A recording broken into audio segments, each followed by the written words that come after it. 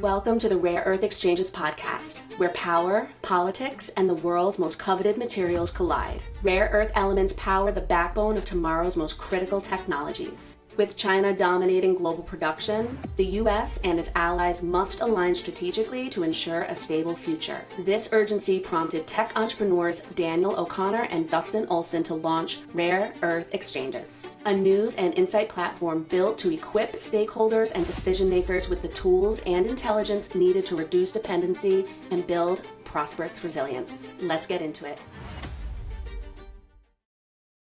Hey everyone, welcome to the Rare Earth Exchanges podcast. We're joined by an incredibly special guest.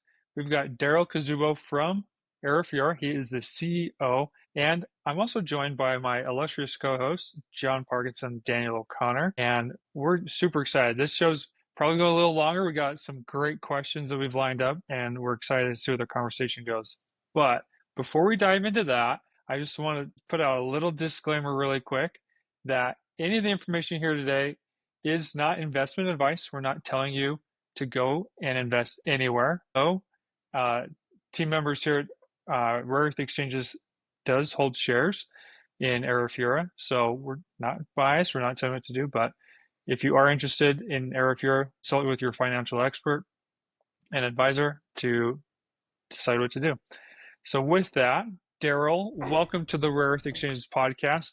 Thank you for joining us and taking the time out today. You're in Perth, Australia, you said, which makes this early morning for you. So thanks for getting up early to join us here. To kick things off, can you tell us a bit about your background and then how you became CEO of Arafura and things that you're working on today? Yeah, sure, Dustin. So firstly, thank you for the invitation. I think we're doing this at a very, very exciting and dynamic time in the rare earth sector. So so how did I join Arafura? So I joined Arafura's board about 4 years ago and became CEO 18 months ago. And I joined because I was just fascinated by the energy transition. And if you look at my background, it's running complex plants and building projects. And that's actually why I joined the Arafura board, because of that skill set that I brought. So I used to run the global manufacturing sites for Orica, an explosives company, so complex plants. And I used to also run Olympic Dam. And there's a lot of similarities between the process plant at Olympic Dam and what we will be building at Nolans. I became CEO 18 months ago because we felt that as a board that was the appropriate time to transition to a CEO that had that project operations background. Yeah, that's great. Before we get into it, I just want to sort of highlight sort of the long road that Arafura has been through. So I think it's worth just highlighting all the work that has happened at Nolans. And most people don't know, but Nolans isn't a legacy project or something that's been picked up sort of midstream. It was a greenfield discovery back in 1999. So just think about that. That was before the year 2000. So 20 years.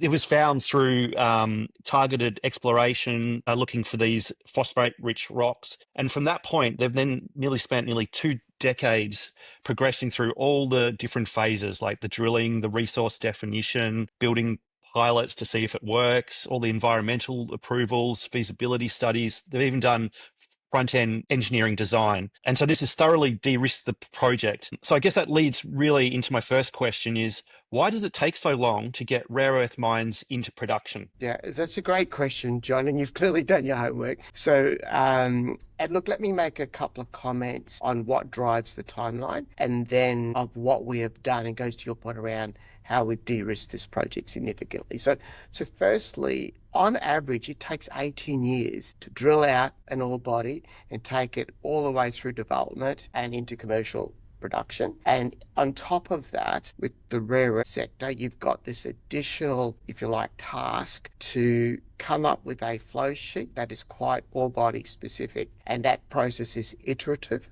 but it's important that you get it right so that when you build a process plant, you know that it's going to work. And plus also be economic, right? So, about 6 years ago, we changed the flow sheet to produce a phosphoric acid because we've got a phosphate hosted ore body. And because of that, we will be in the lowest cost quartile of the cost curve because we're producing these byproduct credits. So where are we? We've done over 100 kilometers of drilling. So we know the ore body very well, even though it's open at depth of, at 400 meters. The first 200 meters gives us a 38-year life. We've got all of the approvals that we need to start construction. We've got over $1 billion of debt secured with substantial completion support, which lowers the risk for both lenders and investors for any potential overruns. We've got 2/3 of our offtakes that we need in binding agreements. We've got the team in place. And there's just one remaining step, which is raising the equity, which we're well on the pathway to do. So all of that has taken substantial time. But to your point, we've done the work, which really makes us as low a risk proposition as you can possibly be as we go into construction. So I assume you guys do competitor analysis. And can you see, can the other rare earth companies, do you think they can shorten these time periods to get into production? Look, let me say, so you've got a choice to make. You can go with the capital light scenario where you produce a concentrate and that would reduce the timeline. But the problem there is you basically got to send that concentrate or carbonate to a country that can process it and a country that can receive an intermediate product that has elevated radiation issues. So one of the challenges with rare earths is that the rare earths are associated with radionuclides. And you have that challenge if you go to an intermediate product. The other alternative is that you go all the way to an oxide. And that does two things for you. It allows you to bypass China's supply chain and hence become a true non-China alternative. And it deals with the radiation issue because all the radionuclides are taken out. So in our case, we can bypass China and we don't have the radiation issue. So everything that leaves our site is clean from a radiation issue. So the only way you can really reduce the timeline substantially is to go with the concentrate pathway. We've chosen not to do that. And I would say with what's happening with China exercising export controls, with EV production lines shutting down, has shown that our pathway is actually the better pathway. And we and our shareholders will see the benefit of that. Now, if you take this ore to oxide pathway, it's hard to see how you can fast track that substantially, given the amount of drilling you've got to do, the approvals that you've got. In fact, approvals are taking longer, not less, because social environmental standards are rising. So it's hard to say that if you take a non-China pathway, it's going to be a lot quicker than what we've seen. Yeah, I think the radiation issue is very not well understood by the general market. And I think that's something that people really need to do their homework on when looking at what is supposed to be similar compared companies. So that's something that I know Arafura has been across for a long time. So just overnight, there's been obviously this announcement by MP about a price floor of $110 US. And I know that Arafura has, secured a lot of offtake, a lot of binding agreements. I guess the question is, does this change everything? Can you maybe talk to what this pricing floor means for Arafura in particular, but also for the global market more generally? Yeah.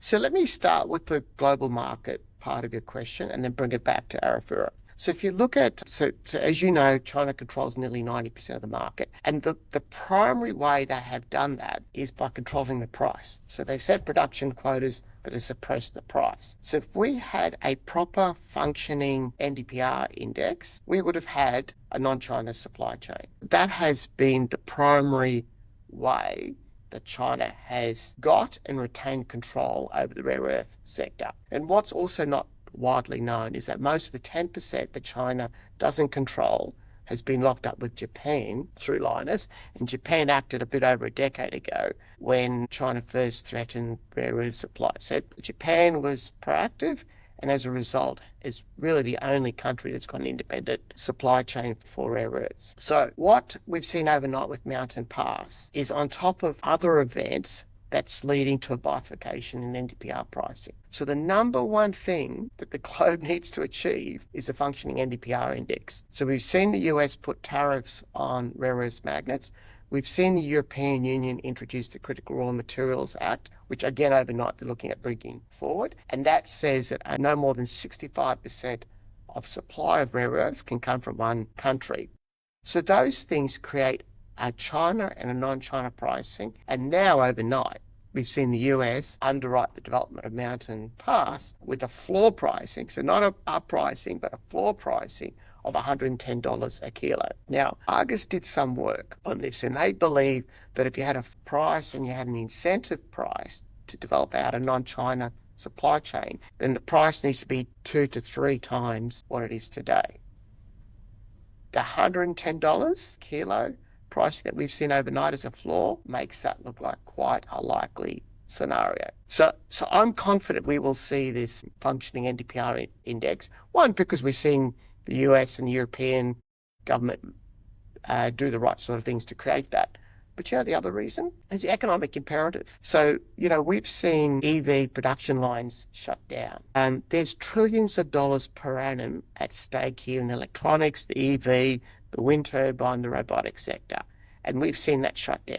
Now, to put this all into context, the average price globally of an EV is $47,000. The cost of NdPr, the rare earths that enable that, today is $63. So if you triple the price of NdPr, which is more than the $110, $110 is just under double what we're seeing today, you're only paying an extra $120 for a $47,000 US vehicle. So the economic imperative is there, because you've seen production lines shut, jeopardizing trillions of dollars of revenue, and the cost to set up a non-China supply chain is quite low. So that's why there will be a bifurcation pricing.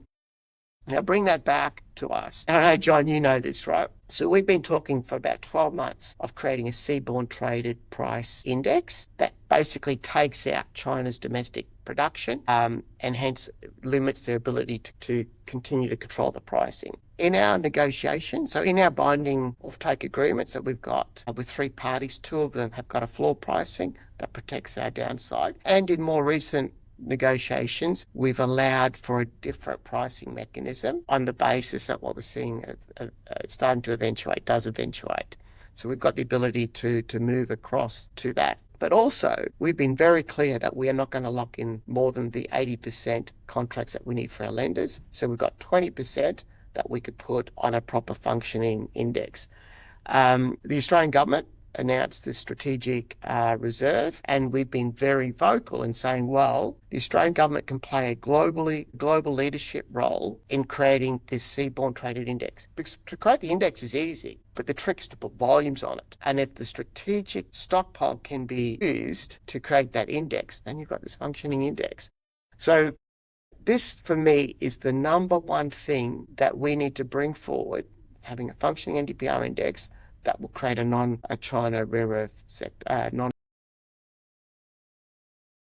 I think, the current pricing that we get is generally off Shanghai Metals, and that particular index, the way it's actually formed is just a few phone calls to a few traders, but that price, it lacks transparency because it is just talking to a couple of phone calls a day, excludes all the taxes, the transport, storage, all of those things aren't factored into that price. Whereas I assume a seaborne index that you're talking about would be more that end-to-end sort of price with all those things factored in. Yeah, John, I was right. just gonna, Darryl, if I could just interject one thing. There are, and correct me if I'm wrong here, there are, for China's market, there are 2 exchanges. I don't know how functional they are. There's no futures, but there are 2 exchanges within China. Is that also a form or a means of transfer of sharing prices in that market, those exchanges? So I'm going to say, Daniel, we've got to move away from the China-controlled. No, I totally exchanges. agree. No, but the only thing I'm asking, John said that the pricing comes from Shanghai Metals and Asian Metals. And I'm just wondering if another source, I totally get we have to move away from the Chinese price, but if also they're getting their prices from those exchanges. That's all. That's the only question I had. So today they are. Right? So Okay. today, when we're negotiating with off-takers, they refer to those prices. But that's because if you're an EV manufacturer, you want a competitive price. So you've got to present an alternative to what you've got today. But what you've got today is the only one that you've got.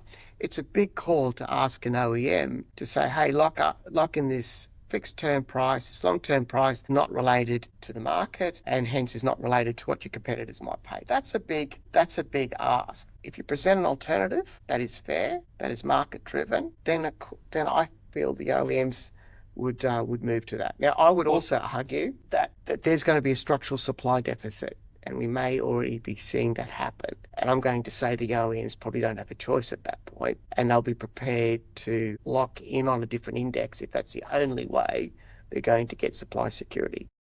So I think by the end of today, you might have a few phone calls from some of these offtake partners wanting to sign quick, given the new floors that seem to be coming in place. This leads us on to the next part, which is, China having a monopoly on pricing has always been a real concern for financiers wanting to finance rare earth projects. Let's maybe start at the beginning. So the way that Arafura has gone about its financing is a little bit different. Generally, you secure your offtake, you then get the equity, maybe see if you can get some debt at the end, and then bang, you reach your FID and you're into construction. But you guys have done that a bit differently. Do you want to talk to sort of what you've done and why? Yeah, for sure. It's a good pickup, John. So we've been very deliberate in our strategy, and it has borne fruit. So the number one thing that we have to offer OEMs, customers, is a non-China source feed. So that is of strategic significance to them.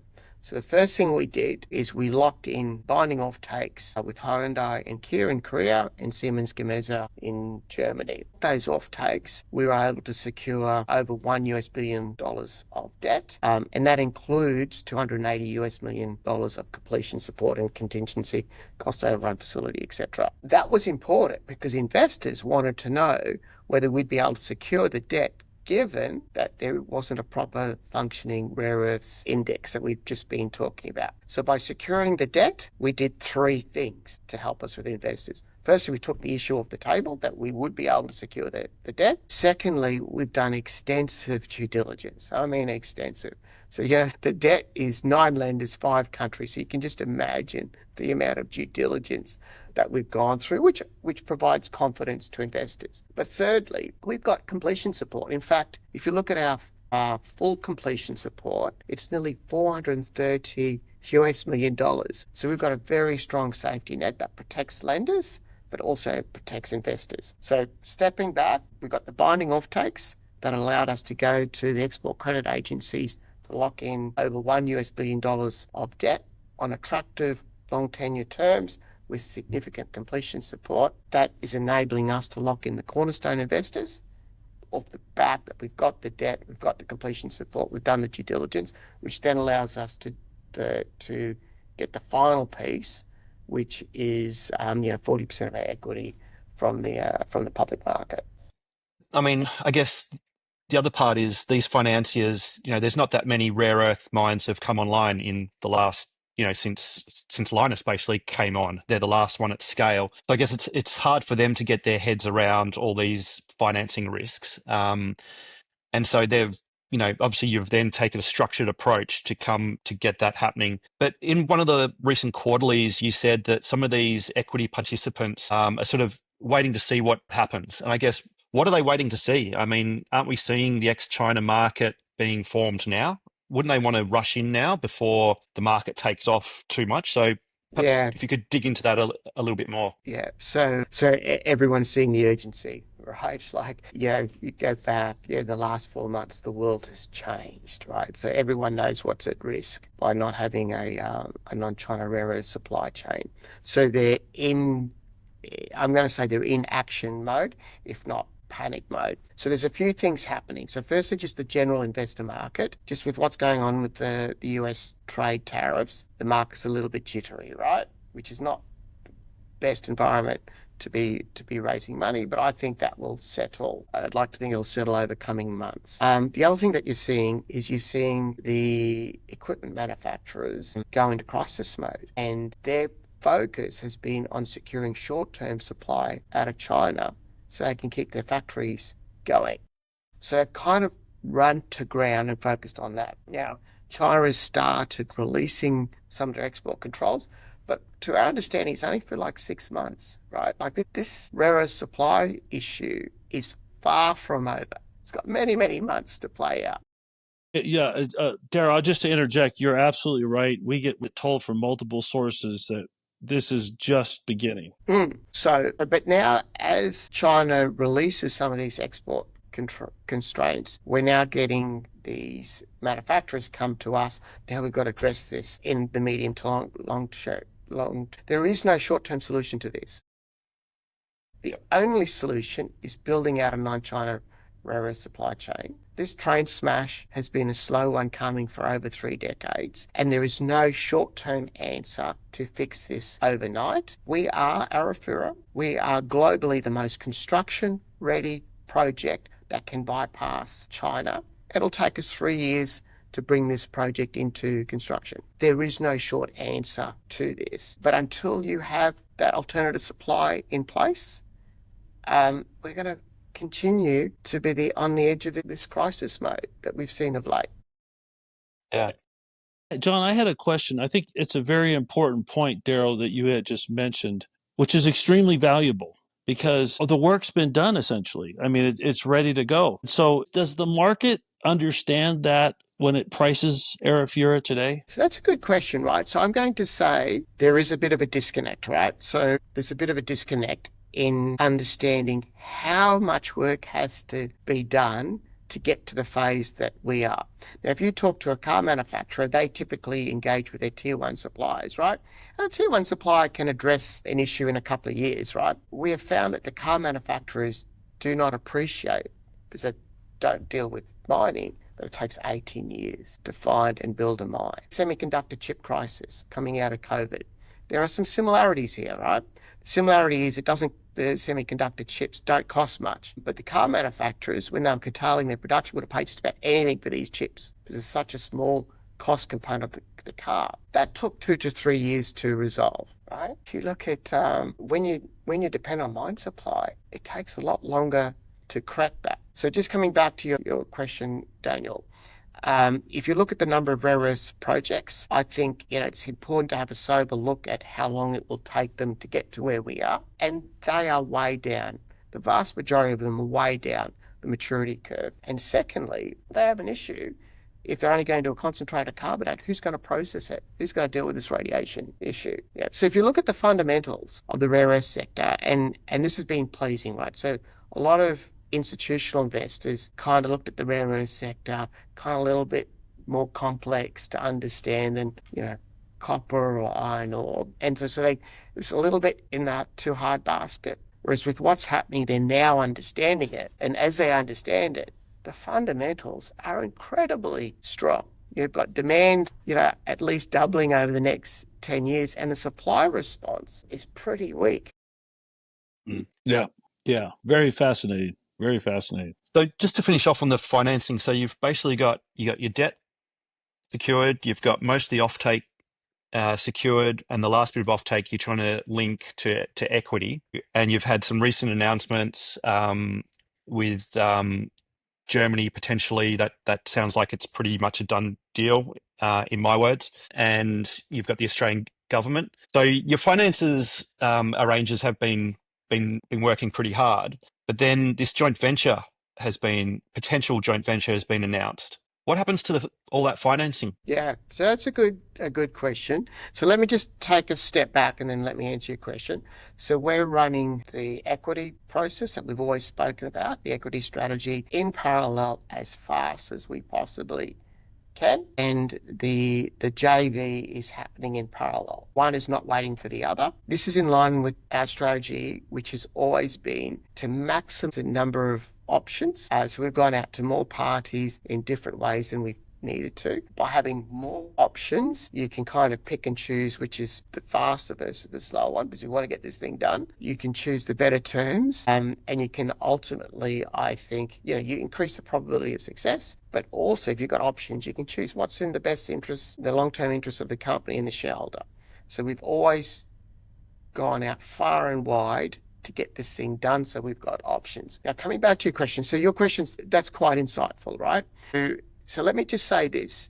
EJV will be structured around maintaining the debt terms and honouring the offtakes. We also said, as you just rightly pointed out, John, we have deliberately, so we've got 2/3 of our required offtakes locked in. The 1/3 remaining, we have deliberately not locked that in to help us pull in equity, whether it's direct equity, whether it's through JV, doesn't matter. And that has proven to be quite a prudent strategy, even with the German Raw Materials Fund, right? So we can get up to 100 million euro if we can put more volumes into Germany. If we'd had all of our binding offtakes locked in, we wouldn't have been able to do that. So coming back to your question, the way we'd want to structure any JV is to keep the debt in place, honour the offtake agreements that we've already got. On the equity side, of course, it changes the game because any JV party has to buy into the company, which gives us cash, and then they have to fund their share. So the equity piece is reduced dramatically. Yep. So obviously that helps current shareholders because dilution's less. I kind of thought that Hancock, Gina Reinhardt's company, sort of was their strategic partner. And they bring a lot of skills in opening doors and, understanding the broader sector really well. So what would Arafura be looking for in a joint venture party? What is the skill set or the bit that would help Arafura apart from the equity side? So that's a good question. So firstly, Hancock definitely a strategic partner, right? They're here for the long term.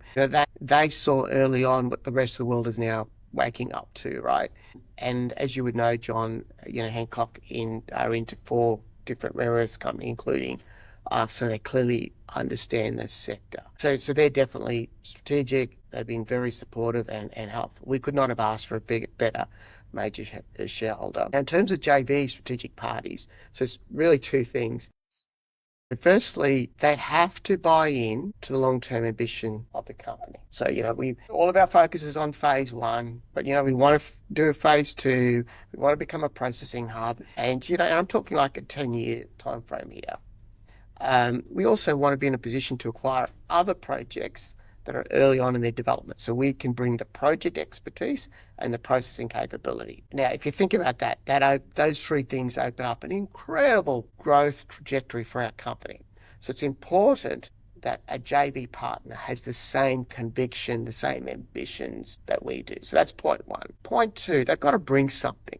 So, apart from balance sheet strength, we want them to bring something that de-risks that longer-term growth pathway, whether that's technical capability, whether that's offtake or something else. So they're the 2 things: buy into the long-term ambition of the company and share our conviction, the sector and our opportunities, and secondly, bring something to de-risk that or to enable that to happen faster.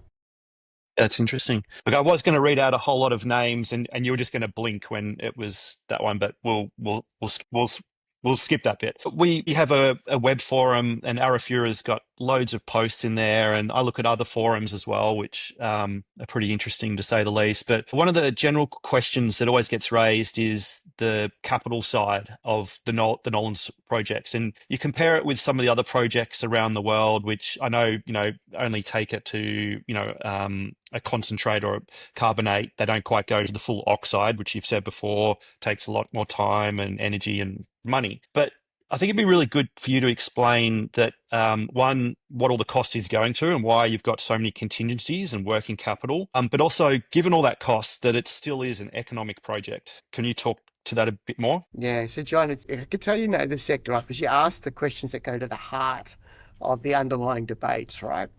So just the first part, it goes back to what I said before. So if you're a rare earths company, you've got to choose between capital light that requires subsequent processing that really largely only exists in China today, or more capital heavy that enables you to go all the way to an oxide. And the benefit of going all the way to an oxide, you then not only do you bypass China, you deal with the radiation challenge, but you've got options, right? There's more options in multiple regions to take it to a magnet, right? So we've gone with the latter. Now, if you look at projects that have gone to the latter, capital's about right. Taking into account that we're just fortunate that we can tap into existing infrastructure. So we've got the Stewart Highway that runs between 2 capital cities. We're just off that. We're just off the railway line that runs between 2 capital cities. We've got a gas pipeline that runs through our tenement, 135 k's out of it, Alice Springs, a material town with its own airport. So when you take into account that we can tap into that existing infrastructure, our capital is actually in line with our strategy. Now, the other thing that matters is obviously the return on the capital. And that return is driven by what price you can get and your cost. I keep on banging on about creating the seaborne traded index because of a pricing environment that is 2 to 3 times more than what we're seeing at the moment. And by going to an oxide, we can tap into that. If you don't go to an oxide, you are dependent on the argy-bargy between you and the processor as to how much of that you get. And if there's not too many processors, then you don't have the leverage. So we, by going to an oxide, will see the full pricing of the NdPr index. Point one. Point two is we will sit in the lowest cost quartile. And that's not because we're doing anything fancy. It's because we're fortunate enough to sit on a large phosphate hosted ore body that enables us to produce phosphoric acid as a byproduct credit and save on reagents because you don't have to neutralize your waste stream. It's those two things that pushes us way down into the bottom of the cost curve, lower than the current producers and lower than China because of the ore body. So think about that. We've got the leverage to get the maximum price and our cost position is in the bottom cost quartile. That's why we offer a good return to our shareholders. And we've got growth optionality because we're sitting on a very large, low cost ore body. And I think that, and that point you've made about, I hear people go, oh, it's in the middle of Australia, it's the middle of nowhere, you're going to spend huge amounts trucking everything in. Well, that's just what happens in Australia. There's roads being so close to the highway is amazing. I mean, you look at some of the other mines where they're building 130 kilometre roads that keep collapsing and, they're spending $500 million just on their roads. So Arafura doesn't have to do that. Which I think is amazing. The other part of the capex cost and why the amount seems so large is we seem to have, I think it's about 50% is in contingencies and working capital. Obviously when Linus was being commissioned, there were a whole lot of problems and there had to be capital raises and more money pumped into the project. Were these contingencies sought by the financiers to de-risk the project? Yeah, so John, that's a fantastic question. Now, Peter Sharrington's our CFO. Peter and our team have done honestly an exceptional job. And anyone that's associated with financing have said that. One, because, we've been able to pull together 9 lenders across 5 countries. That just show the geostrategic importance of our project. But also the terms and the completion support. So we have around $430 million of, I'm going to call it contingency on top of your normal project contingency. So that includes cost overrun facility of $160 million, completion support of $200 million, of lenders, let's call it conservatism, of just under $70 million. Now, this is so important, right? Because it de-risks the project execution from both a lender and investor perspective, which goes to your point. So, we've got a war chest that we can tap into, nearly $430 million before we need anything more from lenders or investors. And the other point I would make, and that's about, if you look at it total, it's about 30% of our total funding in contingency. But the other benefit is you look at Linus. That's an extraordinary company, extraordinary leadership. What Amanda and her team has been able to pull off, right, in what has been a pretty tough environment. We're now getting some tailwinds. She didn't have those tailwinds. But we've been able to learn as well. Like, it's always tougher for the company that goes first, for the trailblazer. And we've been able to look at some of the things that drove their ramp up period or some of their challenges. And we've changed our process, we've changed our equipment selection to learn from that. So it's always easier for the one that goes second. I think we've got $430 million war chest that we can tap into.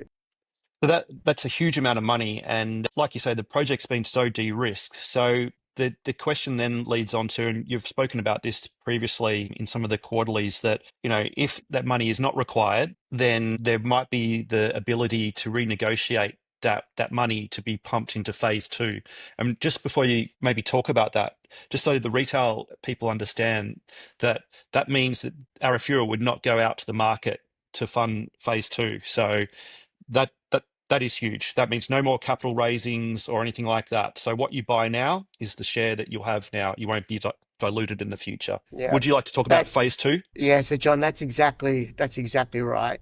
So if you want to get in, there's your opportunity, right? And there's two reasons we don't want to tap the market again for phase two. One, it's the right thing for our shareholders, right? But the second thing is with complex projects like ours, you are always able to get incremental throughput through incremental capex, but you kind of got to ramp up the plant to see where the debottlenecking can most efficient happen. We want to see that before we're building phase two. So we want to get the approvals for phase two, but we want to have ramped up sufficiently to know where the bottlenecks are so they can factor that in a very capital efficient way for phase two and ultimately achieve more volume out of phase two for less capital. And realizing you can also tap into the existing infrastructure that you built in phase one. It's a lot more capital efficient. But just on phase two, we also want to become a processing hub. And this is really important. You know, it not only enables another growth trajectory for us, but it unlocks the rest of the rare earth sector in Australia. And the reason why I say that is,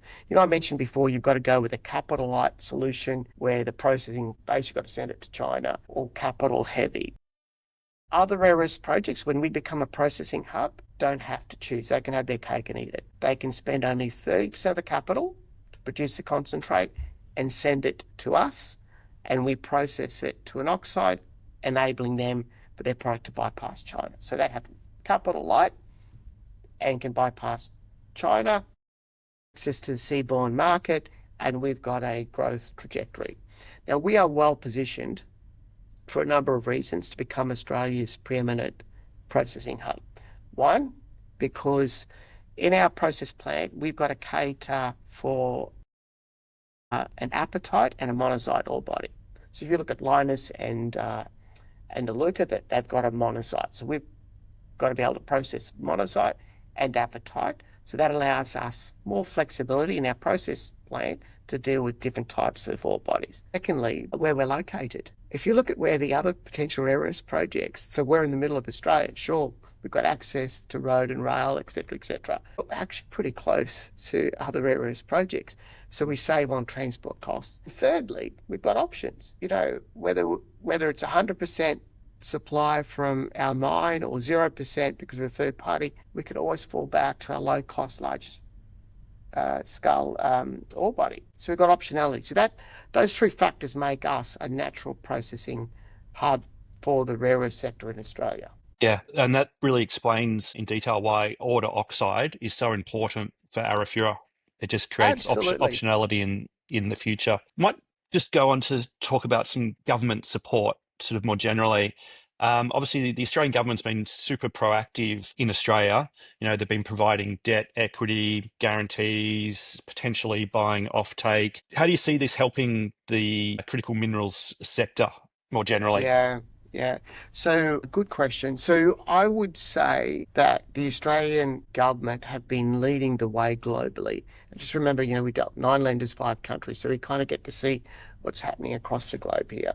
And the Australian government honestly have been leading the way globally and in a commercially savvy way. And let me explain what I mean by that. There has to be appropriate risk sharing between government and industry in getting up a new sector like ours, but also recognising that China today control the price. And investors can't change that, but governments can. So for investors to invest, they need to see that the Australian government, the German government, the Korean government, etc., are determined to create a non-China supply chain, including the pricing environment that goes with it.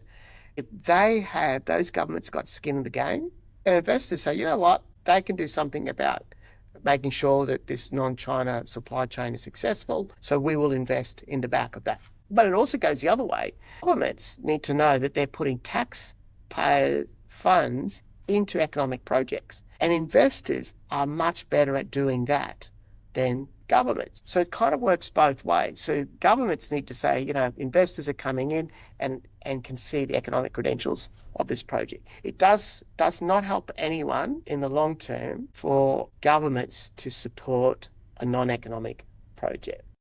So if you look at what's happening in Arafura's case, sure, we're tapping into debt and equity from different governments around the world, but we've also said we would only ask for that money when we've got a fully funded solution of which your institutional investors make up a significant, institutional investors and cornerstone investors take up a significant proportion of the capital. So you can be sure this is a long-term economic project. So I think the Australian government with us has been quite savvy. We've recognised the role that governments need to play and industry needs to play. Now, I would say with the Australian government is, once you get, you've got Lynas, but we will be the first ore to oxide project in Australia, from mining all the way to oxide. And it makes sense to support us as they have, because we're developing the capability that supports that. And that capability can then support other rare earths projects. But to my point earlier, in us becoming a processing hub, that is by far and away the single biggest thing that will unlock the rare earth sector in Australia. It's interesting when we look back in history and look at how governments have dealt with these issues in the past, because this is nothing new. Governments have had to step in to get markets sort of working again. And I know just before World War II, the US actually put direct cash grants into the materials it thought it would need for the next 10 years if potentially a war was to happen. I'm not saying a war is about to happen now. And the Australian government's put in debt, equity. They put a small amount of cash grant in the early days, but is that something that has been discussed previously, cash grants, rather than taking debt and equity? Because all this stuff has to be repaid eventually to the taxpayer. Yeah. And the best way to get a sector going is to pump money into those projects that are most likely viable to get into operation. Has that been discussed? Look, I'm going to say it's horses for courses. So you'd be aware that, we had some cash grant through the MMI, Modern Manufacturing Initiative, and that supported us in developing out the separation part of the ore to oxide. So without that, we wouldn't, have fully fleshed out the ore to oxide model. So there's a role to play in cash grants, but I would say there's a significant risk. If a project is fully or largely funded by cash, you're running the real risk of getting up an uneconomic project that can't stand on its own feet. And that creates a problem for the broader sector. That doesn't help. So I think cash grants have a role to play, and of course on behalf of shareholders, I would always take a cash grant. But if you take a step back from a government taxpayer perspective, you want to be very careful about using cash grants to largely or fully fund the project, because you may actually be supporting a project that should never get up. Yeah. So, and Arafura's obviously got money locked in from the Australian government now, the Korean governments through their export agencies, and Germany as well now. Any discussions with any other governments like the US or Arabic states, including funds? Yeah. So we've also got Canada through the EDC, Export Development Canada, yep. $300 million. So it goes back a little bit to your earlier question. So we reached out to all regions, all options. We've done a number of non-deal roadshows, and we'll continue to do that off the back of this German Raw Materials Fund announcement, and also what's happening with Mountain Pass. I can't think of a region or a company that has been suggested to us that we haven't reached out to or considered or progressing in some form. So we've really gone out as widely as we could. What I would say though, John, is the market is changing, right? So some investors that said, and I'm paraphrasing, but rare earths is too difficult, too challenging, not for us, are now saying, hey, can you come and talk to us? So the number of interested parties is definitely expanding, given what's happened the last 4 months. Okay. I'd just be interested to move on. Maybe it's a difficult question, and you're going to have to pull out your crystal ball. Obviously the West is creating an ex-China market now. How do you see China responding to this? What do you think that they're going to do? So first, in some ways, I don't think it matters, and I'll come back to why I say that in a minute. It's not up to China to create a non-China rare earth sector. It's actually up to the Western world to create it. For whatever reason, apart from Japan, they haven't done so, but they are doing so now. So China can't stop the West from creating a non-China supply chain. But back to your question, who knows what China's going to do in an uncertain world when there's these trade negotiations going on with the US. But what I would say is they've got the stranglehold on rare earths. They've basically got, trillions of dollars of revenue, the US, Japan, Korea, Europe kind of in their pocket. They're going to get the maximum mileage out of that, right?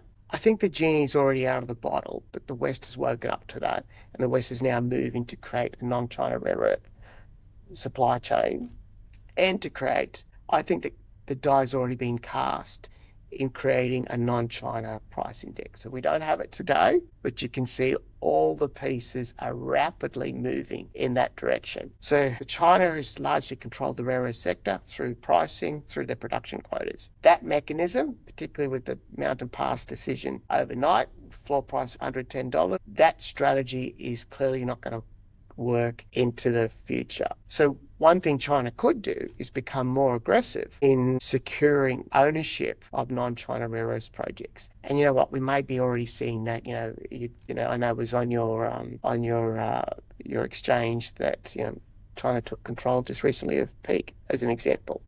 Yep. And there's been many examples of China. They had a large holding of Arafura through ECE Nolans, and they've Northern Minerals that's ongoing. It's happening everywhere. I guess then, if we're just coming towards the end now, but in terms of other competition out there, obviously there's some big players out there. There's Lynas and MP. Iluka's in construction now. Where do you see Arafura in, assuming everything goes to plan in, say, 5 years? Like, can you sort of give us a feel for that? Yeah, sure. So what I would say is that we have more long-term options, which creates value for our shareholders. So what do I mean by that? So firstly, if you look at Lynas, I think it's something like 3/4 of their volumes is locked up with Japan in return for Japan underwriting Lynas. Lucas got a stockpile that I think at 100% capacity lasts like 4 years or something like that. So they're dependent on other projects getting up. Mountain Pass, with the announcement overnight, their volumes have to be directed ultimately into the US. So if you take a step back, so we have options, right? We're not tied to any specific country. We have targeted Korea and the EU. So we have options around where we can send our product, which means we can kind of choose the regions that are going to sign up to this seaborne pricing concept or a fair market pricing concept. So we're unshackled in that sense. I think the second thing is we've got growth options because we're sitting on a very large ore body and we're the natural processing hub in Australia because of our process plant flexibility, because of where we're located, and because we've got the mine as a backstop. So I think those, and we'll be the first ore oxide mine single site in Australia. So all of that presents us with pricing options, growth options that will ultimately lead to a higher return.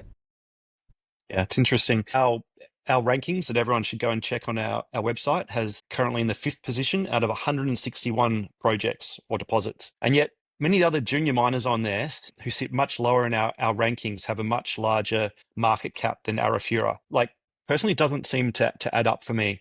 I guess if in sort of one sentence to all the governments of the world, the fund managers, the retail investors, about why Arafura is, like, if you could sum it up in one sentence, why Arafura matters, how would you put that? So if you look across the globe, John, we're the most advanced construction-ready project that can bypass China. And we're sitting on a very low cost, large scalable ore body. So we've got growth options. We can bypass China, we're ready to go into construction, and we've got growth options. Yeah, it's amazing. We spend a lot of time building our rankings, and what we found, there's really 3 key categories when assessing a rare earth project. You've got to look at the geopolitical strategic considerations, the mineralogy, and what stage the project is up to. And they should be the key for any investor out there. And that's why Arafura is so high in our rankings. Daniel, did you want to? Yeah, I was just going to say, based on what we're observing, Darryl, I think the market, you said it nicely, I don't think the market totally understands Arafura yet. There's a lot of noise out there. I know from folks over here, there's a lot of chatter in Washington, D.C., a lot of entrepreneurial activity, not necessarily the amount of rigor and investment and sophistication and readiness. So I think that, again, this is just my point of view. I think that the market's going to start adjusting its understanding, and your stock price is going to go up. So that's my prediction. I'm sure you're right. There's a lot of window dressing going on at the moment, but we're the real lot. thing. We're the real thing. Yes, and that's, Darryl, that's important. Right now in Washington and throughout the United States, the culture here is different. We did an article. There's three major centers where there's mining finance expertise, and it's not in the United States. So London, Toronto, Perth, we got out of mining, so we're kind of coming back. So bridges need to be built. And I think, do you have a presence over here? How often do you come over to the States? Probably every 6 months. Okay, so. But what I'm going to say is, given everything that's happening, it's probably going to be a little bit more than that. Yeah, makes sense. Well, thank you, Darryl. It's been a great sort of hour. I think it's one of our longer podcasts, but I think we got through some amazing material. So thank you for coming. Yeah, thank you. And you really do know the sector and ask, I think, the questions that need to be asked. Thank you. Absolutely. Yes. Yeah. Great job, John. Great questions. And Darryl, very insightful and powerful statements that were made. I think many of us will be able to pull some snippets there and reuse them in the future. So thanks to you and your team for getting this podcast organized so we could have this conversation. We're going to eat it up for a long time in the future. And for everyone who's listening, if you found this episode helpful, give us a like. If you don't want to miss a future episode, please subscribe to the podcast so you can listen to other guest speakers. And hopefully, Darryl, we'll have you back on the channel again and we can get some updates. Hope you guys will be in construction by then, and we'll have some exciting news to share in the future. It would be a pleasure. Perfect. Thank you so much, and we'll see you guys later. Thank you. Thank you. See you.